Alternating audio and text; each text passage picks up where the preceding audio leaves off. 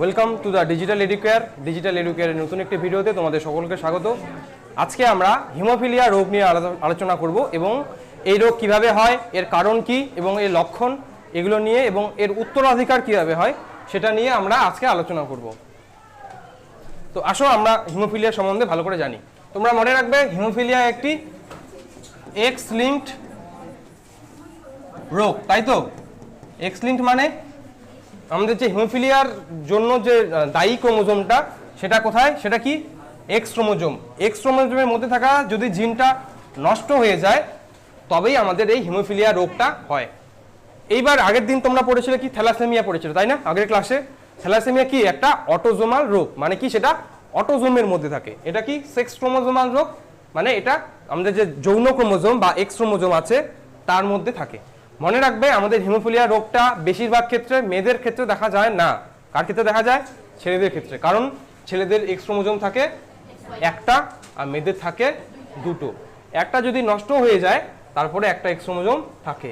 তাই আমাদের প্রায় 10 কোটি মহিলার মধ্যে এই রোগগুলো দেখা যায় একজন। 10 কোটির মধ্যে একজন মহিলা হিমোফিলিয়া আক্রান্ত হয়। এইবার আমরা এইটুকু বুঝলাম। এবার আমরা আসি লক্ষণ। আগে রোগটার লক্ষণ সম্বন্ধে জানি। এই রোগে আমাদের যে মেন লক্ষণ সেটা হচ্ছে কি রক্ত তঞ্চন হয় না, মানে রক্ত জমাট বাঁধে না। এবার আমাদের তো রক্ত শরীরে কোথাও কেটে গেলে জমাট বাঁধতে না পারে। মনে রাখবে আমাদের শরীরে প্রতিনিয়ত শরীরের ভিতরে যে ক্ষুদ্র ক্ষুদ্র ক্যাপিলারি আছে, ব্লাড যে আমাদের ক্যাপিলারি আছে সেগুলো কি কেটে যায় সবসময়, পেটের ভিতরে হোক বা ফুসফুসের মধ্যে হোক। এগুলো সেই ক্যাপিলারি থেকে রক্তগুলো জমাট বাঁধানোটা খুব জরুরি। তার জন্য বিভিন্ন ফ্যাক্টর আছে যেগুলো পড়বো, সেগুলো খুব জরুরি। এইবার এই রোগে কি সেই ফ্যাক্টরগুলো তৈরি হয় না, ফলে ওই জায়গা থেকে রক্ত বের হতে থাকে। তার ফলে শরীরের ভিতর আমাদের কালো কালো কালো কালো দাগ পড়ে যায় এই রোগে। এইবার কি কি তৈরি হয় না এই রোগের? এই রোগে আমাদের কতগুলো রক্ত তঞ্চনকারী ফ্যাক্টর, যেমন আমাদের রক্ত তঞ্চনের জন্য 9-এ পড়েছে হয়তো 1 থেকে ফ্যাক্টর 13 পর্যন্ত থাকে। এগুলো আমাদের রক্ত তঞ্চনে বিভিন্নভাবে সাহায্য করে। যেমন ক্যালসিয়াম 2+, এর নাম হচ্ছে ফ্যাক্টর 4। আমাদের যেখানে এই রোগের যে 3টা ফ্যাক্টর তৈরি হয় না সেটা হচ্ছে ফ্যাক্টর 8, ফ্যাক্টর 9 আর এটা কি ফ্যাক্টর আমাদের 11। এই 3টে ফ্যাক্টর তৈরি হয় না। যে হিমোফিলিয়া 3 ভাগে ভাগ করা হয়, হিমোফিলিয়া এ, বি এবং সি। হিমোফিলিয়া এ রোগে ফ্যাক্টর 8 তৈরি হয় না। হিমোফিলিয়া বি রোগে ফ্যাক্টর 9 তৈরি হয় না। হিমোফিলিয়া সি রোগে আমাদের কি ফ্যাক্টর 11 তৈরি হয় না। হিমোফিলিয়া এ আর বি এর জন্য যে দায়ী জিনটা সেটা এক্স ক্রোমোজোমে থাকে, আর এটা থাকে আমাদের অটোজোম নাম্বার 4-এ। 4 নাম্বার যে আমাদের অটোজোম আছে তার মধ্যে থাকে কি সেই ফ্যাক্টরটার জন্য দায়ী জিনটা। মানে এই ফ্যাক্টর 8 কি একটা প্রোটিন। এই প্রোটিনটা কোথা থেকে তৈরি হয়? এমআরএনএ থেকে। এমআরএনএ কোথা থেকে তৈরি হয়? ডিএনএ থেকে। এই ডিএনএটা যে জিনটা, মানে জিনটা থেকেই তো আমাদের এমআরএনএ তৈরি হয়। এই জিনটা থাকে কোথায়? এক্স ক্রোমোজোমের মধ্যে। মনে করো এটা হচ্ছে ফ্যাক্টর, এখান থেকে ফ্যাক্টর 8 আমাদের তৈরি হয়। এবার হিমোফিলিয়া কারো যদি এ হয় মনে রাখবে তার ফ্যাক্টর 8 এর এই জিনটা নষ্ট হয়ে গেছে। ঠিক আছে?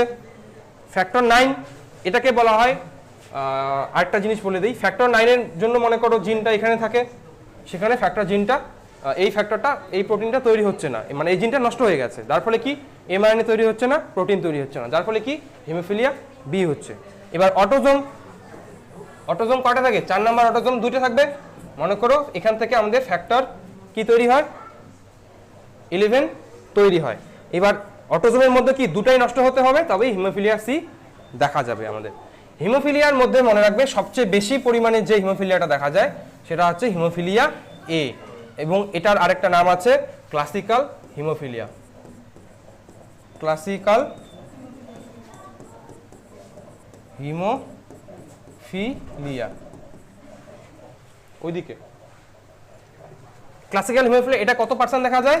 80% ক্ষেত্রে আমাদের এটা দেখা যায়। এবার ফ্যাক্টর 9 এর যে আরেকটা আমাদের ফ্যাক্টর 9 কে বলা হয় ক্রিসমাস ফ্যাক্টর। ক্রিসমাস ফ্যাক্টর, এর জন্য এই হিমোফিলিয়া বি কে বলা হয় ক্রিসমাস ডিজিজ। কি বলা হয়? ক্রিসমাস ডিজিজ বা ক্রিসমাস রোগ। ঠিক আছে, বোঝা গেল? হিমোফিলিয়া সি এরকম কোনো নাম নেই। এটা 20% কেসে হিমোফিলিয়া আমাদের কি দেখা যায়, বিটা দেখা যায়। হিমোফিলিয়া সিটা খুব কম পরিমাণে দেখা যায়। সবচেয়ে কম পরিমাণে যদি কোনো হিমোফিলিয়া থাকে সেটা হচ্ছে হিমোফিলিয়া সি। কারণ সবারই আমাদের অটোজোম থাকে দুটা করে, দুটা নষ্ট হওয়া মানে দুটা জিন নষ্ট হওয়া মানে খুবই মানে লেস চান্স আছে। বোঝা গেল এটা? এবার হিমোফিলিয়া যে এ আছে ক্লাসিক্যাল হিমোফিলিয়া বলা হয়, এর আরেকটা নাম আছে রাজকীয় হিমোফিলিয়া। রাজকীয় কারণ ইংল্যান্ডের যে রানীর ভিক্টোরিয়া আছে তাদের ফ্যামিলির মধ্যে এই রোগটা দেখা গেছিল, তার জন্য এর নাম হচ্ছে কি বিটা দেখা যায় কি, এক সেকেন্ড একটু, ও সরি একটু এখানে আমাদের একটু গন্ডগোল হয়ে গেছিল। কোনটা? হিমোফিলিয়া বিটা, এটাকে বলা হয় আমাদের রাজকীয় হিমোফিলিয়া। রাজকীয় হিমোফিলিয়া কারণ এটা হিমোফিলিয়া বিটা কি আমাদের ইংল্যান্ডের যে রানী তার মধ্যে পাওয়া গেছিল। তো এই কয়েকটা জিনিস আমরা বুঝলাম আমরা। এবার আমরা কারণ বুঝলাম হিমোফিলিয়া এ কেন হয়, কারণ ফ্যাক্টর 8 তৈরি হয় না, রক্ত তঞ্চনে যেটা সাহায্য করে। হিমোফিলিয়া বি কেন হয়, ফ্যাক্টর 9 তৈরি হয় না। হিমোফিলিয়া সি কেন হয়, কারণ ফ্যাক্টর 11 তৈরি হয় না। এবার এটার কি পড়বো আমরা, হিমোফিলিয়ার কি পড়বো, উত্তরাধিকার। মানে উত্তরাধিকার মানে বাবা মার মধ্যে যদি থাকে সেই হিমোফিলিয়ার জিনগুলো, সেগুলো বাচ্চাদের মধ্যে সঞ্চারণ হওয়ার সম্ভাবনা কত। মনে করো তোমাকে আমি দিলাম একজন হিমোফিলিয়া বাহক মাতা, মাতার সঙ্গে কার দিলাম আমরা বিয়ে, একজন মনে করো আক্রান্ত পিতার বিয়ে দিলাম, আক্রান্ত পিতার আমি বিয়ে দিলাম, তাহলে বাচ্চাদের মধ্যে কি হিমোফিলিয়া হওয়ার চান্স কতটা। বাহক মাতার আমরা জেনোটাইপ কি হবে, প্রথমে আমরা একটু লিখে নিই জেনোটাইপগুলো। স্বাভাবিক যদি মাতা হয় তাহলে এটাকে আমরা লিখতে পারি কি হবে, জেনোটাইপটা XH XH। তোমরা এটাকে এভাবেও লিখতে পারো, অথবা দিলাম এটা, হ্যাঁ অথবা মানে এরকম করে লিখতে পারো, দুটো চিহ্ন H, এভাবে লিখতে পারো, তোমার ইচ্ছা। এবার কি মনে করো আমি দিলাম স্বাভাবিক পিতা, তাহলে কি হতে পারে জেনোটাইপটা, স্বাভাবিক পিতা XHY। অথবা তুমি এটা কিভাবে লিখতে পারো, H এভাবে দিয়ে এই ওয়াইটাকে এরকম করেও দিতে পারো। ঠিক আছে, এরপর আমরা কি দিব, বাহক মাতা ধরলাম আমি, বাহক মাতা দিয়ে যদি আমি করি তাহলে দেখতে পাবো সেটা হবে একটা ক্রোমোজোম এটা আর একটা হচ্ছে এটা। এটা তুমি আরভাবে কিভাবে করতে পারো, H দুটা ড্যাশ H, এটা বাহক মাতার জেনোটাইপ। এটাও বাহক কেন বলছে, কারণ এর রোগ এই যে আমাদের মহিলাটা হবে তার মধ্যে রোগটা প্রকাশ পাবে না, কারণ এটা স্বাভাবিক H আমাদের অলরেডি আছে, এক্স ক্রোমোজোম কাজ করছে, তাই রোগটা প্রকাশ পাবে না। কিন্তু পরবর্তী জনুতে সে রোগটা নিয়ে যেতে পারবে। এই যে এটা আছে, এটার সঙ্গে যদি কোনো ওয়াই ক্রোমোজোম এসে যুক্ত হয় তাহলে কি বাচ্চাটার কি হবে, হিমোফিলিয়া হবে, তাই কে বলা হয় বাহক মাতা। এরপর কি, বাহক পিতা তো হবে না, কারণ একটাই এক্স ক্রোমোজোম, যদি একটা নষ্ট হয়ে যায় সেটা আক্রান্ত হয়ে যাবে। এবার কি আক্রান্ত মাতা, আক্রান্ত মাতা জেনোটাইপ কি হবে, দুটোই XH XH। এটা কিভাবে লিখতে পারি, H দুটো ড্যাশ H হলো। এবার কি আক্রান্ত পিতা, এটা জেনোটাইপ কি হতে পারে, XHY, অথবা আমরা এটাকে লিখতে পারি, তোমাদের বইয়ে দেখবে এরকম করেও লেখা যায় XHY। ঠিক আছে, এটা আমাদের প্রথমে ক্লিয়ার হয়ে গেল জিনিসটা যে কোনটার জেনোটাইপ কেমন হয়। এবার আমরা কি পড়ব, আমরা পড়ব আমাদের কোশ্চেনটা ছিল কি বাহক মাতা আর আক্রান্ত পিতা, তাহলে বাহক মাতার জেনোটাইপটা কি হবে, এখানে এই পাশে লিখলাম XH আর XH। এটা হবে কি আমাদের বাহক মাতার জেনোটাইপ। পিতার জেনোটাইপটা কি হবে, বিয়ে হবে, তাই ক্রস চিহ্ন। পিতার জেনোটাইপটা কি XHY, যেহেতু আক্রান্ত বলছে দেখে নাও। এইবার এটাকে কি করবো, আমরা চেকার বোর্ডের সাহায্যে আঁকবো। এরকম করে দিলাম, এই পাশে ধরলাম আমি মেয়ে চিহ্ন, এই পাশে দিলাম ছেলে চিহ্ন, দাগ। কি হবে, এই পাশে মেয়ের গ্যামেটগুলো লিখি XH আর XH হলো। এখান থেকে একটা হবে গ্যামেট XH ডিম্বাণু, আর একটা ডিম্বাণুর মধ্যে এটা থাকতে পারে। এখান থেকে শুক্রাণুর মধ্যে কি থাকতে পারে, XH থাকতে পারে, আর একটা শুক্রাণুর মধ্যে কি থাকতে পারে, Y ক্রোমোজোম থাকতে পারে। এ পাশে কি লিখবো, এটা XH আর Y। এবার গুণ করে দাও জাস্ট, এটা মিলে XH, এটা মিলে XH, এটা মিলে XH Y, এটা মিলে XH Y। এটা কি হয়ে যাবে, এই বাচ্চাটা আমাদের হয়ে যাবে কি, বাহক কন্যা। এটা কি হয়ে যাবে,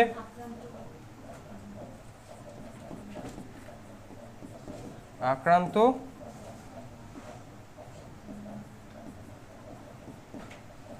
কেন বাবা, ও আর চেঞ্জ হবে না, আক্রান্ত কন্যা। এটা কি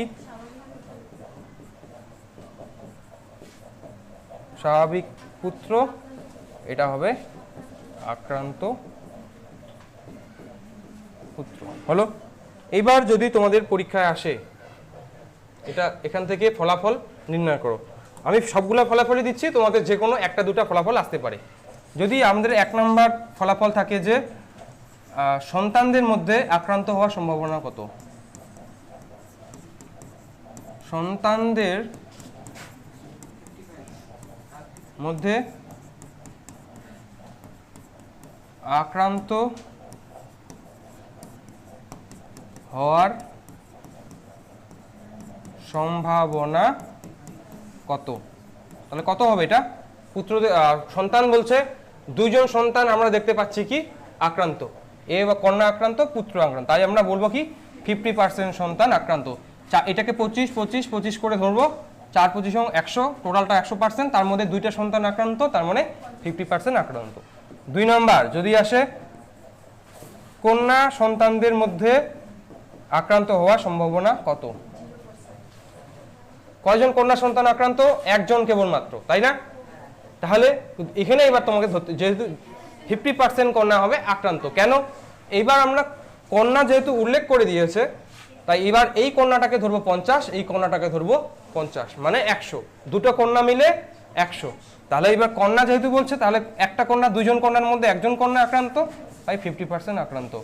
সন্তান যদি উল্লেখ করে থাকে তখন তুমি 25 করে ধরবে, যদি কন্যা বা পুত্র উল্লেখ করে থাকে তাহলে একটা পুত্রকেই 50 করে ধরবে, আর একটা পুত্রকে 50 করে ধরবে, মানে পুত্র মিলে 100 বা কন্যা মিলে 100। এবার যদি এখানে দিত আমাকে কন্যা সন্তানদের মধ্যে বাহক হওয়ার সম্ভাবনা কত,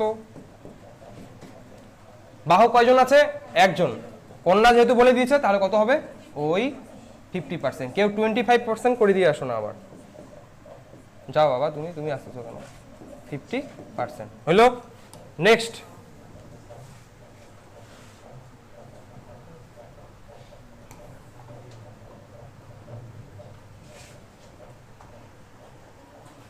আমাদের কি আছে, এবার ধরলাম আমি 4 নাম্বার কি, পুত্র সন্তানদের মধ্যে আক্রান্ত হওয়ার সম্ভাবনা কত,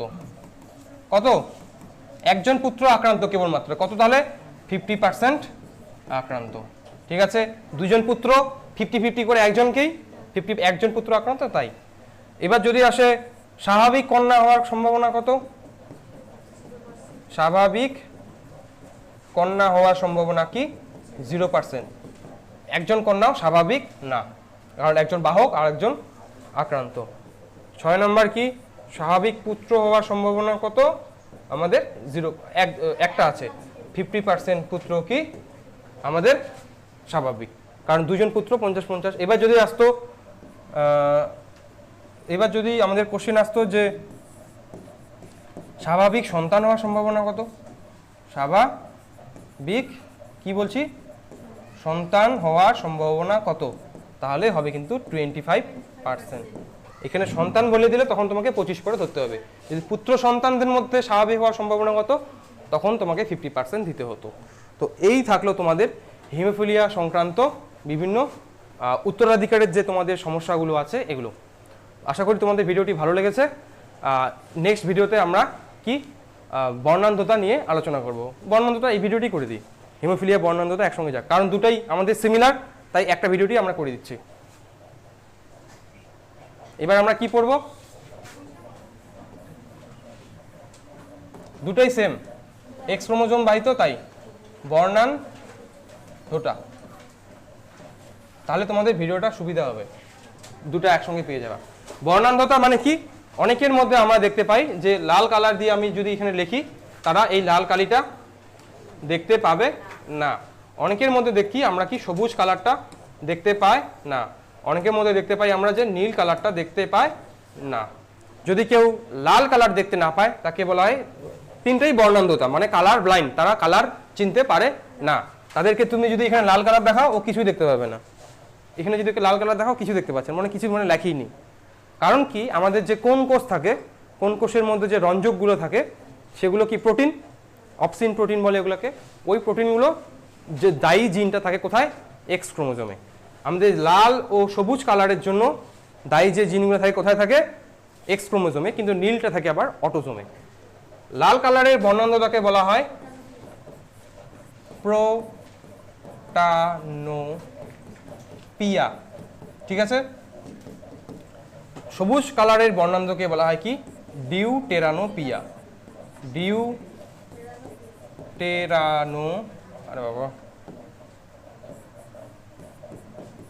ডিউটেরানোপিয়া হচ্ছে। এবার যে সবুজ কালারের নীল কালারের যে বর্ণান্ধতা তাকে বলা হয় ট্রাইটানোপিয়া।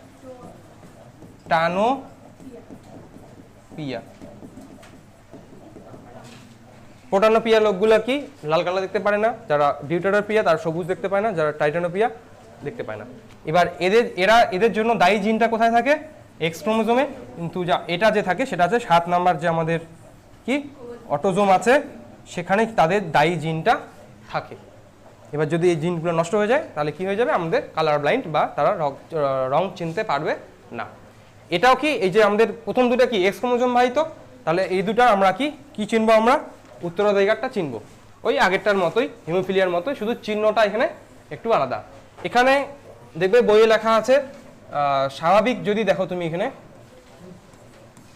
কি বললাম, স্বাভাবিক যদি থাকে সেটা কি থাকবে, আমরা এক্সসি প্লাস চিহ্ন ধরবো। আর যদি আক্রান্ত হয়, আক্রান্ত মানে প্রচ্ছন্ন এক্স ক্রোমোজোম, যেটা স্বাভাবিক না লিখে আমরা লিখি প্রকট জিন বহনকারী এক্স ক্রোমোজোম, সেটা কি এক্সি প্লাস ধরবো। আর প্রচ্ছন্ন যেটা কি আমাদের, যেটা প্রচ্ছন্ন জিন মানে নষ্ট জিন বহনকারী এক্স ক্রোমোজোমটাকে কি ধরবো, এটা ক্রোমোজোমটাকে শর্টকাটে লিখলাম, সেটা কি ধরবো আমরা, এক্স সি, ঠিক আছে। একটা এক্স সি প্লাস আর একটা কি এক্স সি। এবার মনে করো আমাদের বিয়ে দিব, কার বিয়ে হবে, ধরলাম এই আগেরটার মতো করে ধরলাম, এখানে আমি আক্রান্ত মাতা দিই, হ্যাঁ, ধরলাম আমি আক্রান্ত মাতা। আর কার বিয়ে দিব, আর কি স্বাভাবিক পিতারই দিই, কারণ আক্রান্ত বা সন্তান দিলে সবগুলোই আক্রান্ত হয়ে যাবে, স্বাভাবিক পিতা। তাহলে এর জেনোটাইপটা কি হবে, আক্রান্ত মাতাটার এক্সসি প্লাস। হিমোফিলিয়ার ক্ষেত্রে দেখা দিলাম কিভাবে জেনোটাইপগুলো করতে হয়, এটা করে নিবে। আক্রান্ত মাতা কি হবে, এক্সসি প্লাস তো হবে না, এক্সসি দুটাই। স্বাভাবিক পিতা কি হবে, এক্সসি প্লাস ওয়াই। এবার এখান থেকে কি গ্যামেট বের হবে, এখান থেকে আমাদের গ্যামেট বের হবে এক্সসি, এখান থেকে বের হবে এক্সসি, এখান থেকে গ্যামেট বের হবে কি এক্সসি প্লাস, আর হচ্ছে অথবা থাকতে পারে ওয়াই ক্রোমোজোম। এবার এটাকে চেকার বোর্ড বানাও, সোজা জিনিস এগুলা। ছেলেটা উপরে দিলাম, মেয়েটাকে নিচে দিলাম। এবার তোমাদের ইচ্ছা, যেখানে সেখানে দিতে পারো। ছেলেটার কি এক্সসি প্লাস, আর এটা কি ওয়াই, এখানে কি এক্সসি, তাই তো। কেন প্লাস চিহ্নটা দিচ্ছে, যাতে সুবিধা না হয়, বড় হাতে সি আর ছোট হাতে সি নিয়ে গন্ডগোল হয়ে না যায়, তার জন্য এটা দিয়েছে।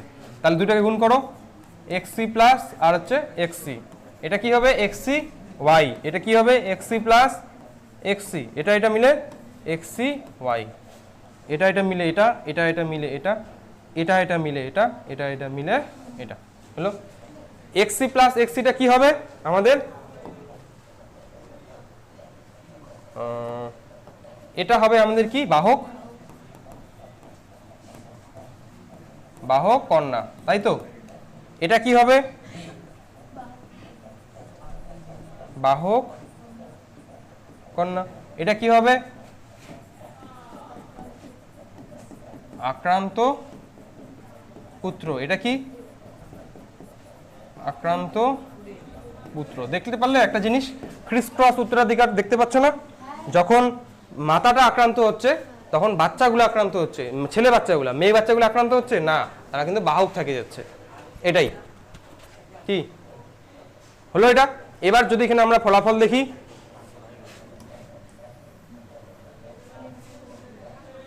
কি কি ফলাফল দেখব আমরা, ধরলাম আমরা স্বাভাবিক সন্তান, স্বাভাবিক কি ধরবো সন্তান, কতগুলো স্বাভাবিক সন্তান আছে? একটাও নাই, তাহলে 0%। স্বাভাবিক পুত্র সন্তান কয়টা আছে রে? একটাও নাই, 0%। স্বাভাবিক কন্যা সন্তান কত আছে? একটাও নাই। এবার যদি বলি বাহক কন্যা সন্তান কয়জন আছে? 2 জন আছে, 100%। তাহলে কি এটা 50 এটা 50 মিলে 100 হয়েছে। এবার যদি বলি বাহক তো ছেলে হয় না, এবার যদি আমি বলি, এবার যদি আমি বলি আক্রান্ত কন্যা সন্তান কয়জন আছে? একজনও নাই, 0%। ঠিক আছে। এবার যদি বলি আক্রান্ত পুত্র সন্তান 2 জনই আছে, 100%। আর কিছু বাকি গেল না, সবগুলোই হয়ে গেছে আমাদের। তো তোমাদের এভাবে করতে হবে। বইয়ে দেখবে চেকার বোর্ড অন্য হয়তো দেওয়া থাকতে পারে বা একই থাকতে পারে। একই আছে কি বইয়ের সঙ্গে মিল আছে? আলাদা। পরীক্ষা বিভিন্নভাবে আসতে পারে, তোমাকে যা ধরতে হবে যে জেনোটাইপটা কি, জেনোটাইপটা শিখলেই গোটাটাই তোমার হয়ে গেল। শুধু এই হিমোফিলিয়া আর কি বর্ণান্ধতার ক্ষেত্রে কি আমরা কি দেখব এখানে, এই পুত্র আর কন্যার ব্যাপারটাই শুধু একটু ভালো করে বুঝবে, বাকি সবকিছু কি ইজি। থ্যালাসেমিয়ার ক্ষেত্রে সন্তান দিয়েই আসবে, কারণ এখানে এক্স ক্রোমোজোমাল না। তো এই হচ্ছে তোমাদের চ্যাপ্টার 3 লাস্ট পার্ট। আশা করি তোমরা গোটা চ্যাপ্টারটা ভালো করে বুঝেছো, অনেক হেল্প হয়েছে তোমাদের। যদি ভালো লেগে থাকে আমাদের চ্যানেলটি অবশ্যই সাবস্ক্রাইব করবে এবং লাইক কমেন্ট করে জানাবে যে কেমন হচ্ছে ক্লাসগুলো। এরপরের দিন থেকে আমরা কি চ্যাপ্টার 4 শুরু করব। Thank you.